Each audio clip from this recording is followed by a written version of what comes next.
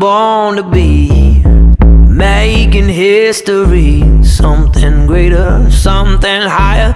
Ain't nothing gonna stop this fire. It's plain reality. I was born to be something greater, something higher. Ain't nothing gonna stop this fire. I was born to be making history, something greater, something higher. Ain't nothing gonna stop this fire. Watertown Fire and Rescue Training presents the RIT Pack configuration and features. We run the True North RIT Pack on engine 4, and we're currently trying to make all our engines real similar setups. In the side pockets, the contents are a Channel Lock 89 rescue tool, 30 feet of webbing, a vice grip, 5 wedges, 2 light sticks, an extra buddy hose, and a flashlight. In the main compartment, we have a 60-minute bottle connected with a high pressure hose to a regulator and M7 Firehawk face piece. We also have connection to a PSI gauge and a pre-connected buddy hose. This video here takes a little bit, but it shows you how to configure the bag properly. So starting with the main compartment, with the large compartment, you're going to place the bottle to where the PSI gauge is up towards the top of the pack, and the base of the bottle is going to be at the bottom of the pack. You're going to make sure the pack or the bottle goes all the way to the base of the pack. So we're going to show that here. Right there, you want to make sure it goes to the base, and then you have a strap in there with Velcro. You need to make sure that you strap that bottle in tight. We're going to leave that compartment open. That compartment will hold 200 feet of rescue rope in a rope bag. The next step, there is a small compartment on top of the main compartment, as you can see here, and that's going to hold your pre-connected buddy hose attachment.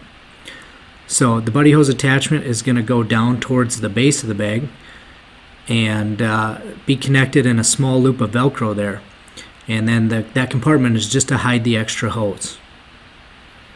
If we're dragging it, we need some clearance on some of that hose. That's why it is the length it is. You place that in there, and then you Velcro that compartment closed. Next, you're going to get the rest of your hoses in there, along with your face piece.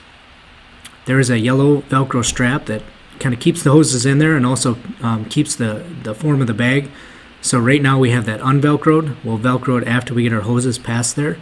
So the pressure gauge, so that you have quick access to be able to read how much pressure you have left in your bottle, is going to stick out slightly on the side of the pack opposite of the of the 2 pockets. After you get the pressure gauge, you're going to roll the hose in a couple circles in order to place the face mask.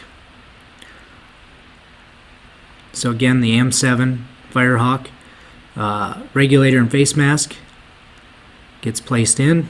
Then you're going to buckle that piece of yellow Velcro down, and it secures the hoses as well.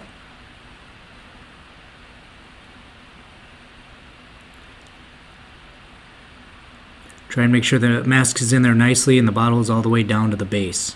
Then you're going to close that top compartment, which closes with a seatbelt style buckle, and then Velcros on each side of the pack.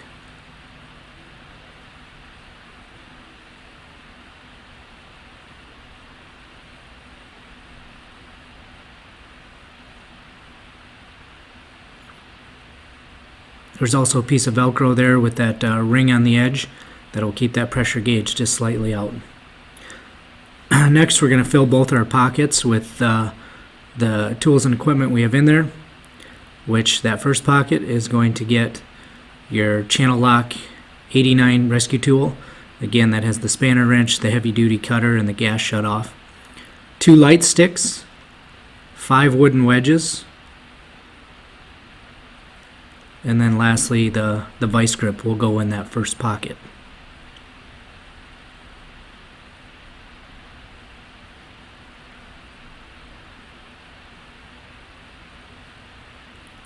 We'll secure the first pocket when it's completely full, and the second pocket is going to get the extra buddy hose, and also the 30 feet of webbing.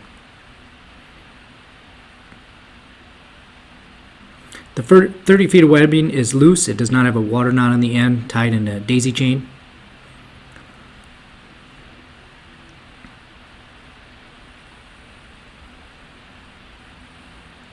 And then lastly, we're going to place in our rope bag with 200 feet of rope in its own separate bag.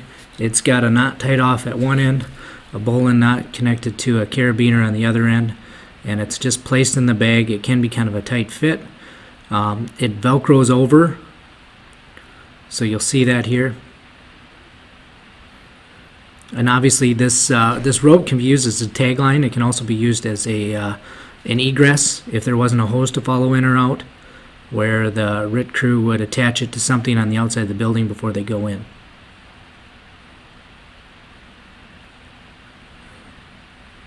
Okay, you'll see the Velcro over the top, and then there are two, and I open it to show you there, and then to get out any slack, any extra rope, and you attach the carabiner to the side metal ring that the shoulder strap connects to. There are two snap buttons at the base there that need to be snapped to help secure everything, and then the rope will feed from there, or the rope bag could also be taken out if needed.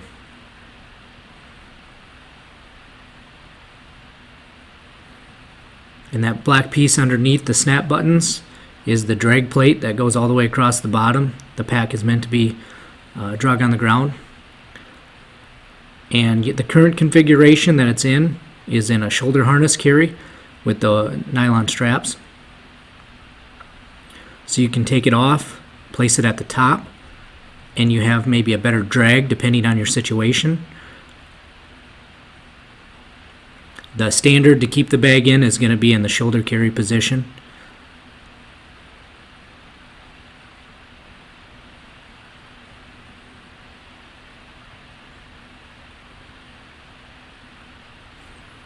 Lastly, there is a flashlight that goes on the top. There's a small Velcro area where that flashlight can sit.